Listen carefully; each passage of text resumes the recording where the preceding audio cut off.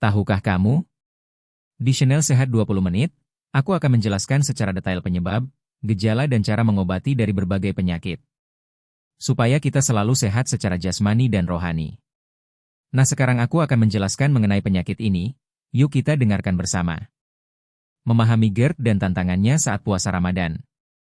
GERD atau Gastroesophageal Reflux Disease adalah gangguan kronis pada sistem pencernaan yang terjadi ketika isi lambung, terutama asam lambung, naik kembali ke kerongkongan, esofagus. Secara fisiologis, tubuh memiliki katup alami bernama Lower Esophageal Sphincter, LES, yang berfungsi sebagai pintu satu arah antara lambung dan esofagus. Dalam kondisi normal, LES akan membuka saat makanan masuk ke lambung dan menutup kembali untuk mencegah refluks. Pada penderita GERD, katup ini melemah atau tidak menutup sempurna sehingga asam lambung mudah naik. Secara ilmiah, refluks sesekali sebenarnya normal.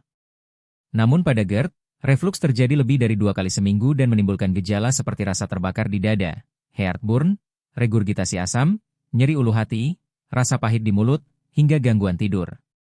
Dalam jangka panjang, paparan asam lambung yang berulang dapat menyebabkan peradangan esofagus, esofagitis, penyempitan saluran cerna, bahkan kondisi prakanker seperti Barrett esophagus. Lalu bagaimana kaitannya dengan puasa Ramadan? Saat berpuasa, tubuh mengalami perubahan metabolisme yang cukup signifikan. Dalam 6-8 jam pertama tanpa asupan makanan, tubuh mulai menggunakan cadangan glukosa dalam bentuk glikogen. Setelah itu, metabolisme beralih pada pembakaran lemak sebagai sumber energi. Dari sisi lambung, kondisi kosong dalam waktu lama dapat memengaruhi produksi asam lambung. Secara fisiologis, lambung tetap memproduksi asam meskipun tidak ada makanan. Produksi asam ini dikontrol oleh hormon gastrin, histamin, dan stimulasi saraf vagus. Pada sebagian penderita GERD, kondisi lambung kosong terlalu lama dapat meningkatkan sensitivitas mukosa lambung dan esofagus terhadap asam. Akibatnya, muncul sensasi nyeri atau perih meskipun volume asam tidak meningkat drastis. Namun, penelitian menunjukkan bahwa puasa tidak selalu memperburuk GERD. Faktor yang lebih berpengaruh justru adalah pola makan saat sahur dan berbuka. Ketika seseorang berbuka dengan porsi besar dan makanan tinggi lemak, tekanan dalam lambung meningkat. Tekanan ini mendorong isi lambung naik ke esofagus, terutama jika les lemah. Lemak juga memperlambat pengosongan lambung, gastric emptying, sehingga makanan lebih lama berada di dalam lambung dan risiko refluks meningkat. Selain itu, konsumsi makanan pedas, asam, coklat, kafein, dan minuman bersoda dapat menurunkan tekanan les. Kafein, misalnya, diketahui memiliki efek relaksasi pada otot polos, termasuk les. Hal inilah yang menjelaskan mengapa kopi sering menjadi pemicu utama kambuhnya GERD saat Ramadan. Dari sisi ritme sirkadian, perubahan jam makan dan tidur selama Ramadan juga berperan. Banyak orang tidur lebih larut dan langsung berbaring setelah sahur. Secara ilmiah, posisi berbaring memudahkan asam lambung mengalir kembali ke esofagus karena pengaruh gravitasi berkurang.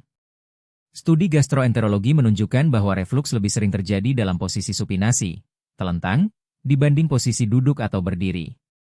Faktor stres juga tidak bisa diabaikan. Puasa memang dapat meningkatkan kontrol diri dan ketenangan spiritual, tetapi kurang tidur dan perubahan aktivitas harian dapat memicu stres fisiologis. Stres meningkatkan aktivitas saraf simpatis dan produksi hormon kortisol. Hormon ini dapat memengaruhi motilitas saluran cerna serta meningkatkan persepsi nyeri pada esofagus. Artinya, penderita GERD bisa merasakan gejala lebih intens saat stres meningkat, meskipun kadar asam lambung tidak berubah signifikan. Menariknya, beberapa penelitian menunjukkan bahwa puasa intermiten, yang secara pola mirip dengan puasa Ramadan, justru dapat memberikan manfaat metabolik seperti perbaikan sensitivitas insulin dan penurunan berat badan. Penurunan berat badan terbukti secara ilmiah dapat mengurangi tekanan intraabdomen dan memperbaiki gejala GERD. Artinya, jika dijalankan dengan pola makan yang tepat, puasa bisa membantu mengontrol GERD dalam jangka panjang. Jadi, secara ilmiah dapat disimpulkan bahwa puasa bukanlah penyebab utama memburuknya GERD. Yang menjadi faktor risiko adalah 1. Makan berlebihan saat berbuka. 2. Konsumsi makanan tinggi lemak dan pemicu refluks. 3. Langsung tidur setelah makan. 4. Kurang tidur dan stres. 5. Kelebihan berat badan. Dengan memahami mekanisme biologis ini, penderita GERD dapat menyusun strategi yang lebih aman selama Ramadan. Kunci utamanya adalah menjaga keseimbangan antara kebutuhan energi tubuh dan perlindungan terhadap mukosa lambung serta esofagus. Pola sahur yang aman untuk penderita GERD. Bagi penderita gastroesophageal reflux disease, sahur bukan sekadar mengisi energi sebelum berpuasa, tetapi merupakan momen krusial untuk menstabilkan produksi asam lambung dan menjaga fungsi saluran cerna sepanjang hari. Secara fisiologis, makanan yang dikonsumsi saat sahur akan memengaruhi pH lambung, kecepatan pengosongan lambung, gastric emptying, tekanan pada lower esophageal sphincter, LES, serta respons hormonal yang mengatur sistem pencernaan. 1. Prinsip ilmiah sahur. Menjaga stabilitas asam lambung. Lambung memproduksi asam klorida, HCl, melalui sel parietal yang distimulasi oleh hormon gastrin, histamin, dan asetilkolin. Ketika makanan masuk, asam lambung membantu proses pencernaan protein. Namun, jenis makanan yang dikonsumsi akan menentukan seberapa cepat lambung kosong dan seberapa besar tekanan di dalamnya. Makanan tinggi lemak, misalnya, diketahui memperlambat gastric emptying. Secara ilmiah, lemak merangsang pelepasan hormon kolecisstokinin, CCK, yang memperlambat pengosongan lambung agar proses pencernaan optimal. Pada penderita GERD, kondisi ini justru berisiko karena isi lambung bertahan lebih lama dan meningkatkan peluang refluks. Sebaliknya, makanan dengan komposisi seimbang karbohidrat kompleks, protein rendah lemak, dan serat dalam jumlah moderat cenderung lebih aman karena tidak meningkatkan tekanan lambung secara berlebihan. 2. Karbohidrat kompleks dan stabilitas energi. Karbohidrat kompleks seperti nasi merah, oatmeal, roti gandum utuh, atau kentang rebus memiliki indeks glikemik lebih rendah dibandingkan karbohidrat sederhana. Secara metabolik, makanan ini dicerna lebih lambat sehingga pelepasan glukosa ke dalam darah berlangsung bertahap. Mengapa ini penting bagi penderita GERD? Lonjakan gula darah yang drastis dapat memicu respons hormonal dan meningkatkan produksi asam lambung secara tidak langsung. Selain itu, makanan manis berlebihan dapat meningkatkan fermentasi dalam saluran cerna yang menyebabkan kembung. Tekanan gas dalam lambung dapat mendorong asam naik ke esofagus. Karena itu, sahur ideal sebaiknya mengandung karbohidrat kompleks yang memberikan rasa kenyang lebih lama tanpa membebani lambung. 3. Protein rendah lemak dan pengaruhnya terhadap LES. Protein diperlukan untuk mempertahankan massa otot dan memperbaiki jaringan tubuh selama puasa. Namun, jenis protein sangat menentukan dampaknya terhadap GERD. Protein hewani berlemak tinggi seperti daging goreng atau makanan bersantan cenderung memperburuk refluks. Lemak dapat menurunkan tekanan LES sehingga katup ini lebih mudah terbuka. Secara klinis, penurunan tekanan LES adalah salah satu faktor utama terjadinya refluks. Pilihan yang lebih aman adalah telur rebus, ayam tanpa kulit yang dikukus atau direbus, tahu, tempe, dan ikan panggang tanpa minyak berlebihan.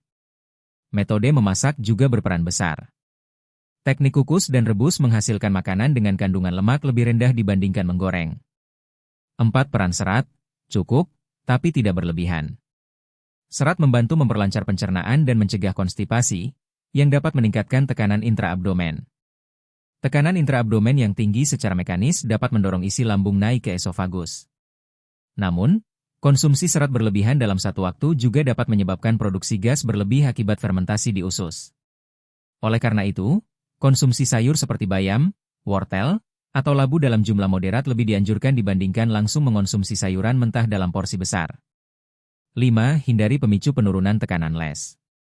Secara ilmiah, beberapa zat diketahui menurunkan tekanan LES, antara lain kafein, coklat, mengandung metilsantine, peppermint, makanan pedas, makanan tinggi lemak. Kafein bekerja dengan merelaksasi otot polos, termasuk LES. Inilah alasan kopi saat sahur sering memicu heartburn di siang hari. Walaupun terasa membantu mengurangi kantuk, efeknya pada LES dapat meningkatkan risiko refluks selama puasa. 6. Waktu makan dan posisi tubuh. Selain jenis makanan, waktu dan posisi tubuh setelah sahur juga memiliki dasar ilmiah yang kuat. Setelah makan, lambung membutuhkan waktu sekitar 2-3 jam untuk mengosongkan sebagian besar isinya. Jika seseorang langsung berbaring, gravitasi tidak lagi membantu menjaga isi lambung tetap di bawah. Penelitian menunjukkan bahwa posisi kepala lebih tinggi sekitar 15-20 cm dapat mengurangi episode refluks pada malam hari. Oleh karena itu, setelah sahur, sebaiknya beri jeda minimal 30-60 menit sebelum kembali tidur. 7. Hidrasi yang tepat. Minum air putih cukup saat sahur membantu proses pencernaan dan menjaga volume cairan tubuh selama puasa. Namun, minum dalam jumlah besar sekaligus dapat meregangkan lambung secara tiba-tiba. Peregangan ini meningkatkan tekanan intragastrik dan dapat memicu refluks. Strategi terbaik adalah minum bertahap, tidak sekaligus dalam jumlah banyak. Secara fisiologis, tujuan sahur bagi penderita GERD adalah 1. Menjaga kestabilan produksi asam lambung. 2. Menghindari peningkatan tekanan lambung. 3. Mempertahankan tekanan les agar tetap optimal. 4. Mencegah pengosongan lambung yang terlalu lambat. Dengan memilih makanan rendah lemak, tinggi karbohidrat kompleks, protein sehat, serat moderat, serta mengatur waktu dan posisi tubuh setelah makan, risiko refluks selama puasa dapat ditekan secara signifikan. Strategi berbuka puasa yang aman bagi penderita GERD. Pada penderita gastroesophageal reflux disease, momen berbuka puasa merupakan fase paling kritis dalam sehari. Setelah sekitar 12-14 jam lambung relatif kosong, sistem pencernaan berada dalam kondisi sensitif. Cara seseorang mengawali berbuka sangat menentukan apakah refluks asam akan muncul atau tidak. Secara fisiologis, selama puasa lambung tetap memproduksi asam klorida, HCl, meskipun dalam jumlah lebih rendah dibandingkan saat ada makanan. Produksi ini dikendalikan oleh sistem saraf otonom dan hormon seperti gastrin. Ketika makanan tiba-tiba masuk dalam jumlah besar, lambung mengalami peregangan cepat, gastric distension. Peregangan ini meningkatkan tekanan intragastrik dan dapat memicu relaksasi sementara pada lower esophageal sphincter, LES, yaitu katup yang mencegah asam naik ke esofagus. Inilah alasan utama mengapa makan berlebihan saat berbuka sering menyebabkan heartburn. 1. Memulai dengan porsi kecil, adaptasi fisiologis lambung. Berbuka dengan porsi kecil memiliki dasar ilmiah yang kuat. Ketika makanan masuk secara bertahap, lambung memiliki waktu untuk beradaptasi terhadap perubahan volume dan pH. Proses ini membantu mengurangi lonjakan tekanan intragastrik. Mengawali dengan air putih suhu ruangan atau hangat membantu rehidrasi tanpa menyebabkan kontraksi lambung berlebihan. Air dalam jumlah moderat juga membantu menetralkan sebagian asam lambung melalui efek pengenceran sementara. Konsumsi kurma dalam jumlah terbatas juga relatif aman karena mengandung glukosa alami yang cepat diserap.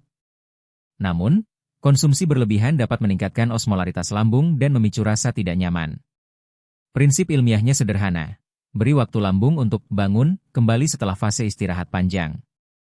2. Hindari lonjakan lemak. Dampaknya pada pengosongan lambung. Makanan tinggi lemak merupakan pemicu refluks yang paling sering. Secara biokimia, lemak merangsang pelepasan hormon kolesistokinin, CCK, dari usus halus. Hormon ini memperlambat pengosongan lambung agar lemak dapat dicerna optimal. Masalahnya, lambung yang kosong seharian kemudian diisi makanan berlemak tinggi akan mempertahankan isi lambung lebih lama. Waktu kontak antara asam lambung dan dinding lambung meningkat, serta peluang refluks ke esofagus pun bertambah. Selain itu, lemak juga diketahui dapat menurunkan tekanan les. Ketika tekanan les menurun, katup menjadi lebih mudah terbuka dan asam lambung naik. Karena itu, gorengan dalam jumlah besar saat berbuka sangat tidak dianjurkan bagi penderita GERD. 3. Peran gula dan minuman manis. Minuman manis berlebihan saat berbuka sering dianggap sebagai cara cepat mengembalikan energi. Namun secara ilmiah, gula sederhana dalam jumlah besar dapat menyebabkan beberapa efek. 1. Meningkatkan fermentasi di saluran cerna. 2. Memicu produksi gas. 3. Meningkatkan tekanan intraabdomen. Tekanan intraabdomen yang tinggi secara mekanis mendorong lambung dan meningkatkan risiko refluks. Selain itu, minuman bersoda mengandung karbonasi yang langsung menambah volume gas dalam lambung. Gas berlebih menyebabkan distensi lambung, yang merupakan salah satu pemicu utama relaksasi les sementara, transient les relaxation, mekanisme utama terjadinya refluks. 4. Makan perlahan dan mekanisme neurologis. Proses makan tidak hanya melibatkan sistem pencernaan, tetapi juga sistem saraf. Saat seseorang makan terlalu cepat, sinyal kenyang dari lambung ke otak melalui saraf vagus belum sempat bekerja optimal. Akibatnya, seseorang cenderung makan berlebihan sebelum merasa kenyang. Makan perlahan memberi waktu bagi hormon kenyang seperti leptin dan peptida YY untuk bekerja. Selain itu, mengunyah makanan dengan baik membantu proses pencernaan mekanik sehingga lambung tidak perlu bekerja terlalu keras. Secara klinis, makan cepat dikaitkan dengan peningkatan gejala refluks dibandingkan makan dengan tempo lambat dan sadar, mindful eating. 5. Jeda sebelum makan besar, strategi 2 tahap. Strategi berbuka 2 tahap terbukti membantu penderita GERD. Tahap pertama berupa minum air dan camilan ringan. Setelah jeda 10-20 menit, barulah makan utama dalam porsi wajar. Jeda ini memberi kesempatan bagi hormon pencernaan untuk aktif secara bertahap. Lambung mulai memproduksi enzim dan asam sesuai kebutuhan, bukan secara mendadak dalam jumlah besar. Pendekatan ini membantu mengurangi lonjakan tekanan lambung dan mengoptimalkan proses pengosongan lambung. 6. Posisi tubuh setelah berbuka. Setelah makan, posisi tubuh memengaruhi risiko refluks. Dalam posisi berdiri atau duduk tegak, gravitasi membantu menjaga isi lambung tetap di bawah. Sebaliknya, jika langsung berbaring, gravitasi tidak lagi membantu menahan asam. Penelitian menunjukkan bahwa episode refluks meningkat dalam posisi supinasi, telentang. Oleh karena itu, dianjurkan memberi jarak minimal 2-3 jam antara makan malam dan tidur. Aktivitas ringan seperti berjalan santai setelah berbuka juga membantu mempercepat pengosongan lambung tanpa meningkatkan tekanan intraabdomen secara signifikan. Secara fisiologis, tujuan strategi berbuka bagi penderita GERD adalah 1. Menghindari peningkatan tekanan intragastrik secara tiba-tiba. 2. Menjaga tekanan les tetap stabil. 3. Mengontrol pengosongan lambung agar tidak terlalu lambat. 4. Mengurangi produksi gas dan distensi lambung. Dengan berbuka secara bertahap, menghindari lemak berlebihan, membatasi gula dan karbonasi, makan perlahan, serta menjaga posisi tubuh tetap tegak setelah makan, penderita GERD dapat menjalani puasa dengan risiko refluks yang jauh lebih rendah. Peran gaya hidup dan pola tidur dalam mengontrol GERD selama Ramadan. Selain pola makan, pengendalian gastroesophageal reflux disease selama Ramadan sangat dipengaruhi oleh gaya hidup, pola tidur, aktivitas fisik, serta kondisi psikologis. Banyak penderita GERD yang sudah menjaga makanan, tetapi masih mengalami kekambuhan karena faktor non-diet yang sering diabaikan. Secara ilmiah, GERD bukan hanya gangguan produksi asam lambung, tetapi juga berkaitan erat dengan tekanan intraabdomen, fungsi lower esophageal sphincter, les, motilitas lambung, serta sensitivitas saraf pada esofagus. Semua faktor ini dipengaruhi oleh kebiasaan sehari-hari. 1. Pola tidur dan ritme sirkadian. Selama Ramadan, pola tidur berubah signifikan. Waktu tidur menjadi lebih larut karena ibadah malam, dan bangun lebih awal untuk sahur. Perubahan ini memengaruhi ritme sirkadian tubuh, yaitu sistem biologis internal yang mengatur hormon, metabolisme, dan fungsi organ. Secara fisiologis, produksi asam lambung memiliki variasi harian. Pada malam hari, meskipun tubuh beristirahat, sekresi asam tetap berlangsung. Jika seseorang langsung berbaring setelah makan, baik setelah sahur maupun setelah berbuka malam, risiko refluks meningkat karena efek gravitasi berkurang.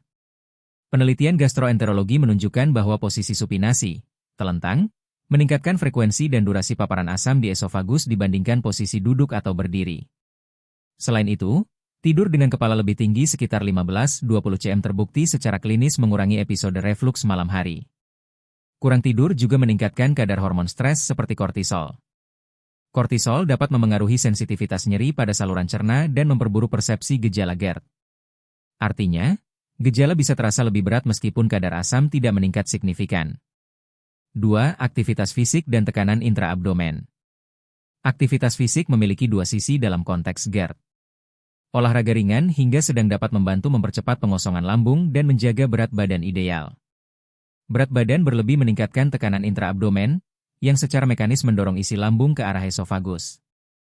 Secara ilmiah, obesitas merupakan salah satu faktor risiko utama GERD. Lemak visceral di rongga perut meningkatkan tekanan pada lambung dan melemahkan fungsi les. Namun, olahraga berat segera setelah makan justru dapat memperburuk refluks. Aktivitas dengan tekanan tinggi pada otot perut seperti angkat beban berat atau latihan intens meningkatkan tekanan intraabdomen secara tiba-tiba. Karena itu, selama Ramadan disarankan melakukan aktivitas ringan seperti berjalan santai 20-30 menit setelah berbuka atau setelah tarawih. Aktivitas ini membantu proses pencernaan tanpa memicu tekanan berlebih pada lambung. 3. Manajemen stres dan hubungan otak usus. Hubungan antara stres dan GERD dijelaskan melalui konsep good brain axis, sumbu otak usus. Sistem saraf pusat dan sistem saraf entrik saling terhubung melalui saraf vagus dan jalur hormonal. Saat seseorang mengalami stres, sistem saraf simpatis lebih dominan. Kondisi ini dapat mengubah motilitas lambung, meningkatkan persepsi nyeri di esofagus, memengaruhi produksi asam lambung. Beberapa penelitian menunjukkan bahwa stres tidak selalu meningkatkan jumlah refluks, tetapi meningkatkan sensitivitas esofagus terhadap asam. Artinya, paparan asam yang sama bisa terasa lebih menyakitkan saat seseorang stres. Ramadan sebenarnya memberikan peluang besar untuk mengontrol stres melalui ibadah, meditasi spiritual, dan pengendalian emosi. Relaksasi terbukti menurunkan aktivitas simpatis dan meningkatkan dominasi sistem parasimpatis, yang mendukung fungsi pencernaan lebih stabil. 4. Kebiasaan merokok dan kafein. Nikotin memiliki efek relaksasi pada otot polos, termasuk les. Penurunan tekanan les membuat asam lambung lebih mudah naik. Selain itu, merokok juga menurunkan produksi air liur, padahal air liur membantu menetralkan asam di esofagus. Kafein, terutama dari kopi, juga dapat menurunkan tekanan les dan merangsang sekresi asam lambung. Selama Ramadan, beberapa orang meningkatkan konsumsi kopi saat sahur untuk mengurangi kantuk. Namun secara fisiologis, ini justru meningkatkan risiko refluks sepanjang hari. Mengurangi atau menghentikan konsumsi nikotin dan kafein selama Ramadan dapat memberikan perbaikan signifikan pada gejala GERD. 5. Pengaturan waktu makan dan jarak dengan tidur. Secara ilmiah, lambung membutuhkan waktu sekitar 2-4 jam untuk mengosongkan sebagian besar isinya, tergantung jenis makanan. Jika seseorang tidur sebelum proses ini berlangsung cukup lama, refluks lebih mudah terjadi. Karena itu, dianjurkan memberi jarak minimal 2-3 jam antara makan besar dan tidur malam. Jika sahur dilakukan mendekati waktu subuh, penting untuk tidak langsung tidur kembali atau setidaknya meninggikan posisi kepala. Pengendalian GERD selama Ramadan tidak hanya bergantung pada makanan, tetapi juga pada 1. Pola tidur yang teratur dan posisi tidur yang tepat. 2. Aktivitas fisik ringan dan teratur. 3. Pengendalian stres melalui relaksasi dan ibadah. 4. Penghentian merokok dan pembatasan kafein. 5. Jarak waktu yang cukup antara makan dan tidur. Dengan pendekatan menyeluruh yang mencakup faktor fisiologis, neurologis, dan mekanis, penderita GERD dapat menjalani puasa dengan lebih nyaman dan risiko kekambuhan yang lebih rendah. Kapan penderita GERD perlu evaluasi medis dan pertimbangan tidak berpuasa? Meskipun banyak penderita gastroesophageal reflux disease dapat menjalani puasa dengan aman melalui pengaturan pola makan dan gaya hidup, terdapat kondisi tertentu yang secara ilmiah memerlukan evaluasi medis lebih lanjut. Memahami batas aman tubuh sangat penting agar puasa tidak memperburuk kondisi atau menimbulkan komplikasi jangka panjang. GERD pada dasarnya adalah gangguan kronis akibat refluks asam lambung berulang. Namun dalam praktik klinis, spektrum GERD cukup luas mulai dari gejala ringan tanpa kerusakan jaringan hingga peradangan berat pada esofagus. 1. GERD dengan esofagitis berat. Pada sebagian pasien, paparan asam lambung yang terus-menerus dapat menyebabkan peradangan dinding esofagus atau esofagitis. Secara medis, kondisi ini dapat didiagnosis melalui pemeriksaan endoskopi. Esofagitis berat meningkatkan risiko perdarahan, ulkus, luka terbuka, nyeri menelan, odinophagia, penyempitan esofagus, struktur. Dalam kondisi ini, keterlambatan makan dalam waktu lama dapat memperparah iritasi karena mukosa esofagus menjadi lebih sensitif terhadap paparan asam. Jika pasien mengalami nyeri dada berat, muntah darah, atau kesulitan menelan yang progresif, puasa sebaiknya ditunda sampai kondisi stabil dan terapi berjalan optimal. 2. Peran obat dan penyesuaian jadwal minum. Terapi utama GERD umumnya melibatkan obat golongan proton pump inhibitor, PPI, seperti omeprazole atau lansoprazole, serta H2 reseptor blocker. PPI bekerja dengan menghambat enzim HOK-OATPase pada sel parietal lambung, sehingga produksi asam berkurang signifikan. Efek optimal PPI terjadi jika diminum 30-60 menit sebelum makan. Selama Ramadan, waktu konsumsi obat perlu disesuaikan. Biasanya dokter akan menyarankan minum obat sebelum sahur atau sebelum berbuka, tergantung kondisi pasien. Namun, pada pasien dengan gejala berat yang memerlukan dosis 2 kali sehari, puasa bisa menjadi tantangan karena jadwal minum obat menjadi terbatas. Jika kontrol gejala tidak optimal dengan penyesuaian jadwal, evaluasi medis ulang sangat dianjurkan. 3. Barrettes esophagus dan risiko jangka panjang. Paparan asam kronis pada esofagus dapat menyebabkan perubahan struktur sel yang dikenal sebagai Barrettes esophagus. Kondisi ini merupakan bentuk adaptasi sel terhadap paparan asam, tetapi juga meningkatkan risiko kanker esofagus dalam jangka panjang. Pada pasien dengan Barrettes esophagus, kontrol refluks harus sangat ketat. Jika puasa menyebabkan kekambuhan gejala signifikan, maka prioritas utama adalah menjaga kestabilan kondisi mukosa esofagus. Keputusan untuk tetap berpuasa atau tidak harus berdasarkan evaluasi dokter spesialis penyakit dalam atau gastroenterologi. 4. Tanda bahaya yang tidak boleh diabaikan. Secara klinis, terdapat gejala alarm symptoms, yang memerlukan pemeriksaan lebih lanjut, yaitu penurunan berat badan tanpa sebab jelas, Anemia. Muntah darah atau tinja berwarna hitam. Kesulitan menelan yang memburuk. Nyeri dada yang tidak membaik dengan obat. Gejala-gejala ini dapat menandakan komplikasi serius atau kondisi lain yang menyerupai GERD. Jika gejala tersebut muncul selama Ramadan, penting untuk segera mencari pertolongan medis dan mempertimbangkan penghentian puasa sementara. 5. Prinsip keseimbangan dalam fisiologi puasa. Secara metabolik, puasa memiliki manfaat seperti peningkatan sensitivitas insulin dan potensi penurunan berat badan. Penurunan berat badan terbukti secara ilmiah dapat menurunkan tekanan intraabdomen dan memperbaiki gejala GERD. Namun, manfaat ini hanya diperoleh jika puasa dijalankan dengan pola makan yang sehat. Jika justru terjadi pola makan berlebihan saat berbuka dan kurang tidur, manfaat metabolik bisa hilang dan risiko refluks meningkat. Tubuh manusia memiliki mekanisme adaptasi luar biasa. Tetapi ketika sinyal bahaya muncul seperti nyeri berat atau gangguan menelan itu berarti sistem pertahanan tubuh sedang terancam. 6. Pendekatan individual dan konsultasi medis. Tidak semua penderita GERD memiliki tingkat keparahan yang sama.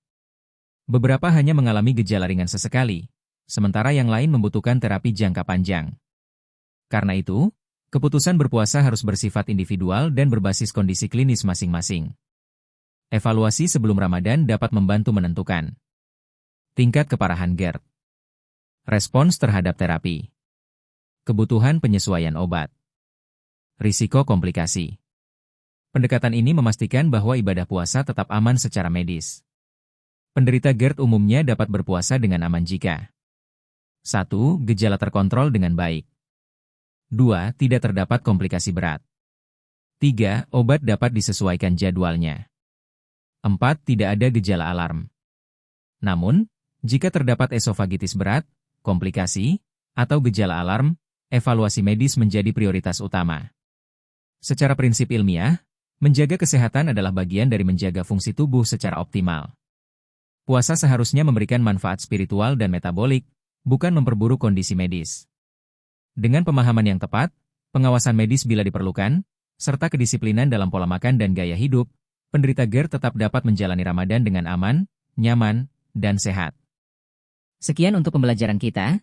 Semoga dari video ini kita bisa mengatasi berbagai penyakit dan segera diberi kesembuhan. Sampai jumpa di video selanjutnya.